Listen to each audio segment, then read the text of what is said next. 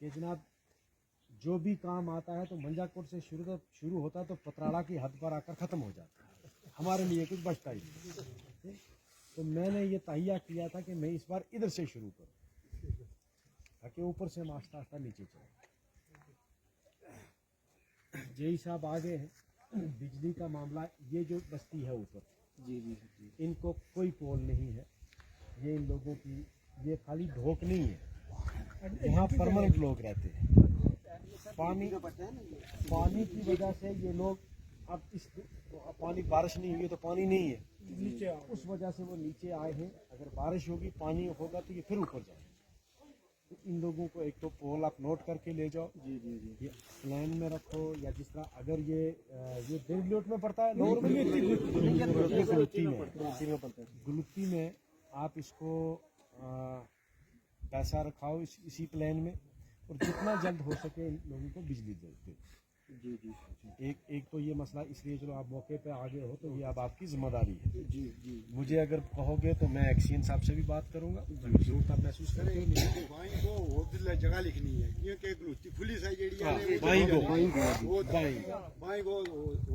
पानी का मैंने अभी टेलीफोन पे बात की है। मैंने उसको कहा AW को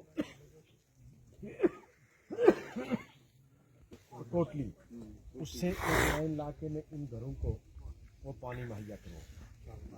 आपकी जो बीजी वाली मैंने उनको उस दिन एक्सीएन साहब को बुलाया था, वो स्कीम भी मैं आपकी मेरे ख्याल में जो फर्स्ट फेज का टैंक है वो तैयार हो गया है। उसके ऊपर मोटर के लिए वो कोई एक ही कंपनी है पूरे मुल्क में जो सप्लाई करती है। मुझे लगता है वो किसी बड़े आदमी की कंपनी होगी, या होम मिनिस्टर की होगी या प्राइम मिनिस्टर की। तो इसलिए सारे मुल्क की जितने भी पंप हैं वो वहाँ से खरीदे जा रहे हैं। तो मैंने पूछा भाई और इतने बड़े मुल्क में कहीं और कोई दुकान नहीं, कोई कंपनी नहीं है कि जहाँ से आप खरीद सकते हो? कहा नहीं जनाब, वो टेंडर ही उसी के नाम का। तो मेरे MLA बनने से पहले ही हुआ था, तो मैंने कहा इसको जल्दी करो। तो उन्होंने मुझे कहा था कि दिसंबर तक हम उसका टेंडर लगाएंगे, जो आपका ये सेकंड फेज। यहाँ मशीनरी का अलग होता है, यहाँ दो कंपोनेंट होता है। एक हो गया सिविल हो गया जो पाइपें बिछाते हैं, तो ये मैकेनिकल वाले इनका अलग टेंडर होता है। मुझे भी ये MLA बनने के बाद ही पता चला, पहले मैं सोचता था कि ये एक ही PHE महकमा करता है। तो उन्होंने कहा कि भाई मैकेनिकल वालों ने किया है, वो टेंडर कर रहे हैं। आपकी ये जो सेंटर वाली रोड का मामला है, ये कितने 3-3.5 किलोमीटर कहता हूँ, अगर तो पैसा आपका बचा है उसी 14 FC का, जी, अगर वो पैसा बचा है तो मैं उसमें कोशिश करूँगा। नहीं है अगर तो इसको मैं शिफ्ट करवाऊँगा नाबार्ड में या किसी दूसरी स्कीम में। एक PMGSY की भी अभी बहुत चल रहा है, तो मैं आज बात करूँगा। वो लिख लिया है, तो मैं बात करूँगा कि भाई ये किस स्कीम में मैंने रखना है, या नाबार्ड में रखूँगा। और वाकई ये मेरे पहले से ही मेरे जहन में था, और अगर पंचायत वालों ने ये बनाया है तो मैं शुक्रगुजार हूँ उनका कि उन्होंने अगर रास्ता उसका कटाई कर दी है, क्योंकि इन दो रोडों के बीच में बड़ा फासला है। और अगर कोई मरीज़ हो, बच्चियाँ स्कूल जाती हैं, छोटे बच्चे अगर स्कूल जाते हैं, तो ये बड़ा सफ़र था, ऊपर आने में भी और नीचे उतरने में भी बड़ा सफ़र था। तो बीच से एक रोड की सख्त ज़रूरत थी। तो अगर आपने शुरू करवाई है तो ये आपके लिए मुबारक की बात है। वरना जब मैं पैदल नीचे गया था तो उसी रोज़ मेरे जहन में था कि ये रोड जो है एक रोड की बीच में से ज़रूरत है। तो मैं उसको भी इंशाअल्लाह कोशिश करूँगा, कंप्लीट करूँगा। मेरा जितना बस चला मैं आप लोगों की खिदमत करूँगा इंशाअल्लाह। मुझे अभी फंड्स अलाटमेंट नहीं हुई है, मेरे ख्याल में बजट सेशन में ही करते हैं वो, तो बजट सेशन अब अगले महीने में होगा।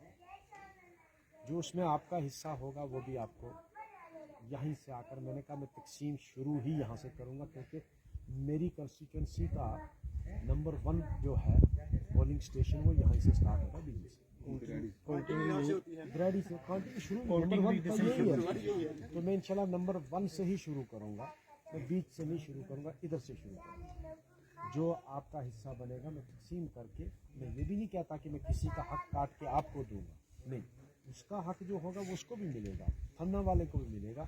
जो आपका हक होगा वो आपको यहीं आकर बैठ कर मैं दूंगा, जितना मेरे पास आएगा, जो हिस्सा आपका बनेगा उसमें वो आपने फैसला करना है। मैंने इलेक्शन में भी आपसे वादा किया था, आज उसी को दोहराता हूँ। पैसा आपका है, मेरा काम है तकसीम करना। मुझे अल्लाह ने बैठाया है तोल के देने के लिए, तो मैं तोल के आपको दूंगा बराबर।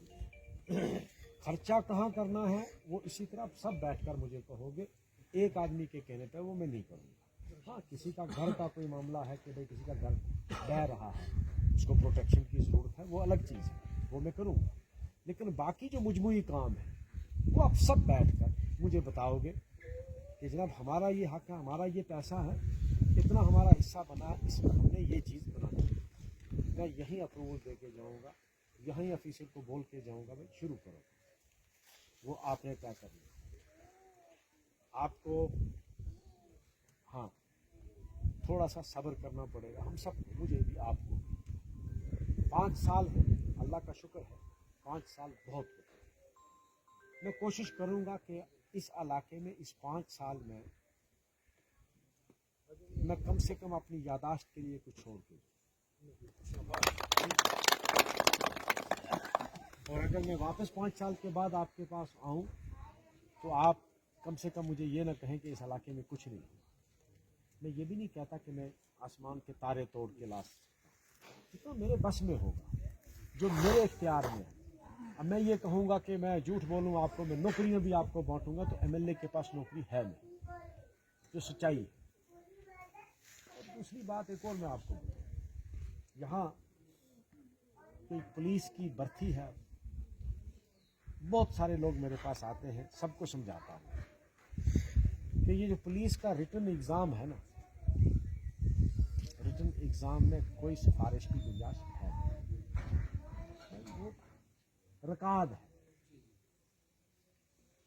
टिक मार्क्स टाइप क्वेश्चन आते हैं, गोल दायरा मारना है, वो आपका रिकॉर्ड आपके सामने है।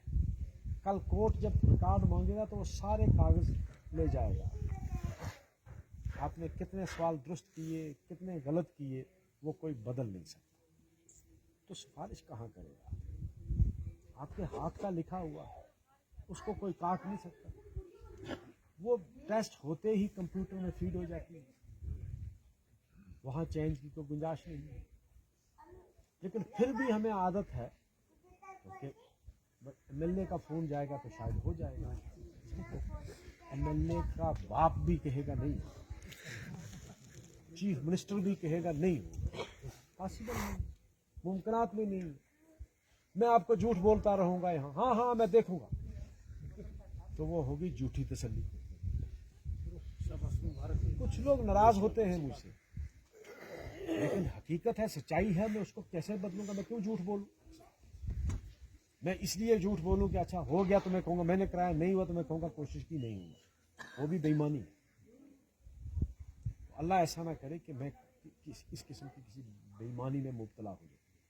मैं आप सबको ये कहता हूँ, पुलिस की भर्ती में अगर डीजी जो होता है ना, डीजी टॉप पुलिस का, उसका अपना बेटा हो ना, वो उसको 1 नंबर नहीं दे सकता,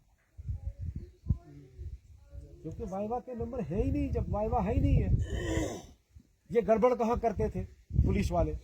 वाइवा में जो अपना होता था उसको 4 नंबर ज़्यादा दे दिए, जिसकी सिफारिश आ गई या जिसे पैसे खाए उसको 4 नंबर ज़्यादा दे दिए।